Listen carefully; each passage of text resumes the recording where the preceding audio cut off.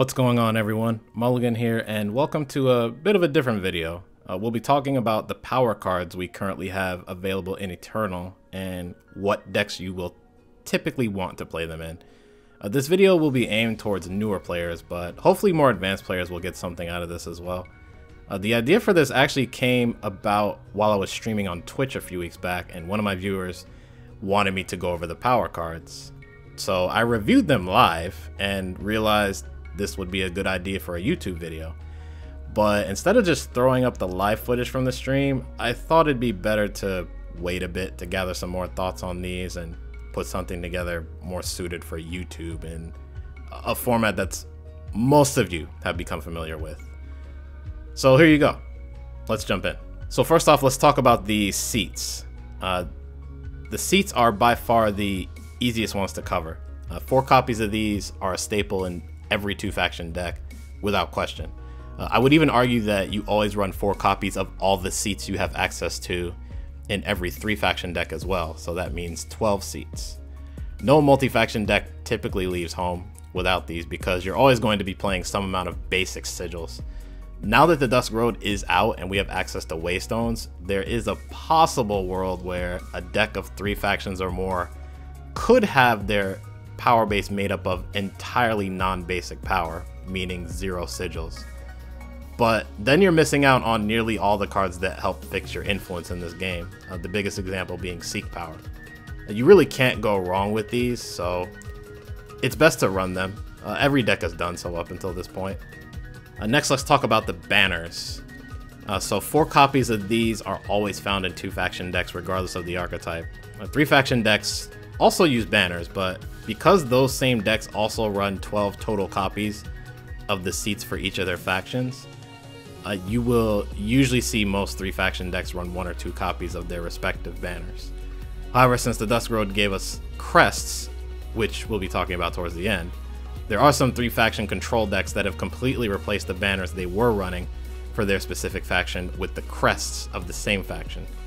I've personally done this for my Fire Justice Primal Control brew running Flamestokers, replacing Skycrack banners with Crest of Fury. The crests are generally more useful for control decks that can run them. However, banners still have a place in nearly every aggro and mid-range deck, and of course certain control decks that don't have access to the crests for their factions yet. So next, let's talk about the monuments. Now, because all of these transform into another card once you hit 5 power, these are a decent way of mitigating power flood issues. However, because of how they work, you will only really see these in aggro or mid-range decks. Control decks always want to go to the late game, running cards costing at least 6 or more, often running cards costing 7 or 8 power. So they don't want to run monuments at all. A lot of the monuments are even deck specific, as not every aggro or mid-range deck wants to run them. So let's go over each one by one. Let's start with Granite Monument. So this one is typically seen in fire-based aggro decks. In particular, it's seen in the ones where the highest costing card they run is 4. So these are generally your low to the ground fire aggro decks. Stone Scar Rally is the most popular example, but Mono Fire aggro runs this card as well. Keep in mind though, it's not a staple by any means. It just gives you a way to spend your power when you're flooding and provides power if you actually need it, as all of these do. And there are still aggro decks that curve up to 5 power that would still run these cards as well. So Amber Monument is next and is by far the most powerful one. Your typical time-based mid-range deck will be rocking at least 3 of these. Praxis and Elysian mid-range are the biggest examples, as well as Xenon Killers. It's also a dinosaur, so any Dino tribal decks generally benefit from running this. However, there are exceptions. Bigger mid-range decks that some actually classify as control decks, myself included, don't want this type of effect. We're talking decks like Big Combre, Big Xenon, and really any time-based mid-range deck that wants to quote-unquote go bigger by running cards like Mystic Ascendant or more deck-specific cards like Great Kiln Titan and Azendel's Gift. On to Emerald Monument. This is typically seen in aggro or mid-range decks focused around playing units, then putting weapons on those units. Rakano Plate is a classic example. Argenport Midrange and the new Rakano Gunslinger decks running around are good examples as well. Cobalt Monument is still an underrated monument in my opinion, but the decks you would see it in are less common, admittedly. Only decks like Feln Tempo, Feln Aggro, and Huru Flyers really want her. Basically decks that care a lot about having units that are hard to block. I feel like this should see more play in lower curve Skycrack aggro decks that don't run any 5-cost cards, and yet it's rare when I see this played in that deck. Last is Amethyst Monument. This is the weakest one of the 5. I've seen some players try this in their Xenon Life Force decks, but it hasn't stuck there. No other deck really wants or needs a 3/3 lifesteal for 5. So next, let's talk about the Waystones. These are the newest power cards we've received, and I think these are a bit more difficult to evaluate than meets the eye. I'll start things off by saying that, with the exception of probably Amethyst Waystone, you could run these in any deck and they would be fine. However, like the monuments we just talked about, there are specific decks where most of these Waystones really shine, and I want to go over each of them. Granite Waystone works best in Granite and Tribal decks like the Stone Scar ones we've seen lately, as well as Mono Fire decks, since you're only playing a single influence, which makes these much better than just running 4 basic sigils in that spot. And when it comes to the other Waystones, the same thing applies for their respective Mono Faction decks as well, except for maybe Mono Shadow. Anyway, on to Amber Waystone. So this works best in Xenon Life Force decks. Emerald Waystone seems to work best in Armory decks, and can find its way into any deck running Relic Weapons. However, it's worth noting that there are a bunch of Justice cards that give you benefits when there is any instance of gaining armor, and we may see an archetype like that in the future. Cobalt Waystone is the one instance where there isn't a specific deck that it's good in. It's just generally good in any deck running Primal that has relics to protect, or just wants to protect their face from stuff like Burn and Azendel's Gift. In contrast, Amethyst Monument is only good in decks that take advantage of the Nightfall mechanic, and isn't really worth it in anything else. Another thing I wanted to mention about the Waystones is that I've found they can be difficult to fit into 3-faction decks depending on the pairing.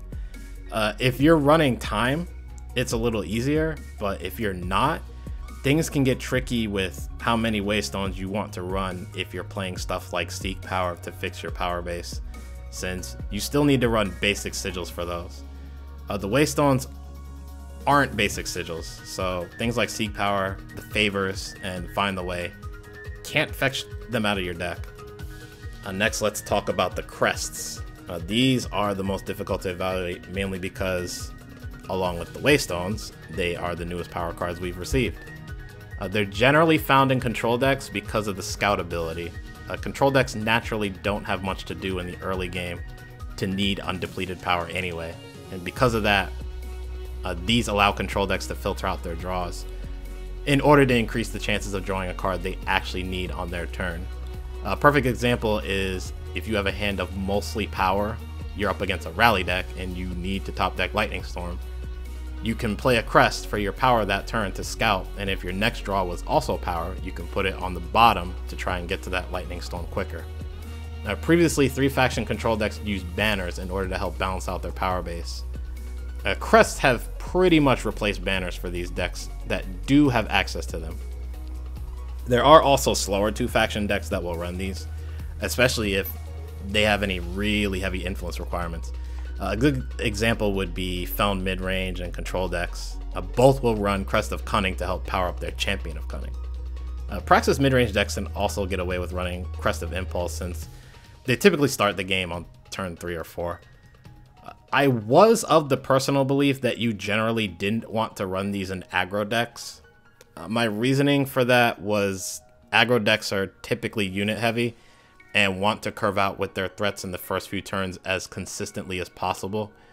While they do run banners, and those can prevent you from curving out as well, banners are typically only depleted for 1 turn and then undepleted for the rest of the game, at least in my experience. I just kept imagining scenarios where you need to hit 5 power undepleted and you end up top decking a crest, which is backbreaking. However, the scout ability is even useful for aggro decks in general, but I would consider running crests in your power base if you're building an aggro deck, and probably as a 2-of if you want to be safe. And finally, there are the other power cards. This category encompasses the neutral cards, and there's only 2 right now, those being Common Cause and Diplomatic Seal. Common Cause is only used in tribal decks. Examples are Rakano Gunslingers and Stonescar Granite and Sacrifice decks. Basically any deck where most, if not all, of their units are of the same type. If your deck is just running generally good units with no regard to their unit type, then you don't want these in your deck at all. Keep in mind there will be situations where you will need to just gain power off this card and give up on trying to get influence for it. Diplomatic Seal is typically found in 2-faction decks. 3-faction decks generally don't want to play this card. The only 3-faction deck that would play this are decks that run no units at all, because the banners you normally would see are omitted due to always being depleted. The best example of this is Fire Justice Primal Knucklebones Control. Most 2-faction decks run at least 3 copies of these, with some going up to 4. And we are done. All the power cards explained. Something a little different from what I normally do on the channel. Hopefully you all enjoyed the video. If you did, feel free to leave a like. Now that the new year is here, I'll be back to uploading more often, and even bringing back some video series that have been on hiatus for a bit. So if you don't want to miss future content, consider subscribing to the channel. But there's plenty of Eternal content already on the channel, so feel free to look around. Thanks for taking time out of your day to watch this, and I'll see you all soon. Take care.